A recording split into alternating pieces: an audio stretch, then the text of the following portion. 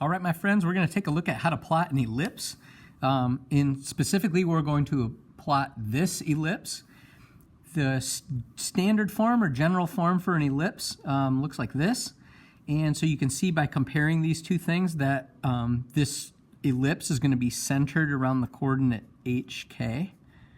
And so you can see by comparison here that the h is going to be -5, or the x-coordinate, and the y-coordinate is just going to be 2. So it's going to be centered around the coordinate -5, 2. So we're going to have to go over this way 5 and up 2. So there's going to be the center, right? Then what you want to do is look at these numbers in the denominator, and you want to take the square root of this thing. And so square root of 9 is 3. And so what the 3 is, that is kind of like the like half width of the ellipse along the x direction. And so if you go over 3 units this way and 3 units that way, across that dimension, this is going to be how wide the ellipse is. So it's going to be 6 units wide in that direction. If you look in the y direction, this square root of 16 is 4, so you'll get b equals 4.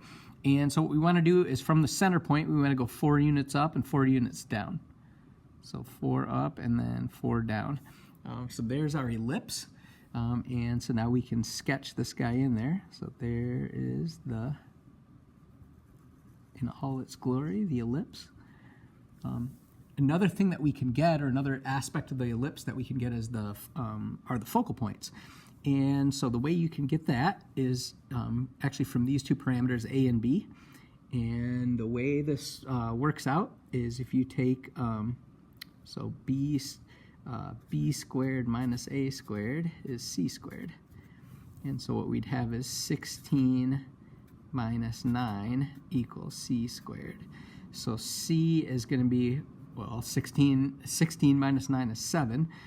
So c is going to be basically root 7.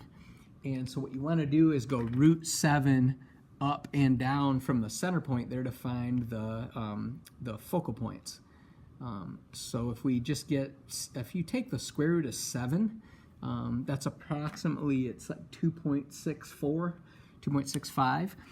So if you go up 1, 2, and then 0.65-ish, that's going to be maybe there, and then if we go 1, 2, 0.65-ish there. So those are the focal points of the ellipse. So you go up like plus or minus root 7 from that center point. So that distance here is going to be square root of 7. So that's how you plot an ellipse.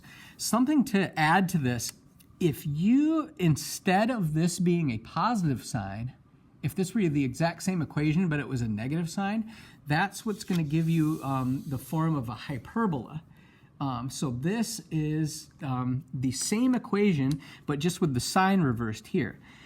So just to recap, if this were a positive sign here, then you would get that ellipse that we just drew in right here. So that little box that kind of defines a hyperbola that would be plotted in red here, that would actually kind of show where the boundaries were, where these vertices of the ellipse are. So to change that from being an equation of a hyperbola, which looks like this, to an ellipse, you really just would have to change that center, that sign between the term containing x and the term containing y.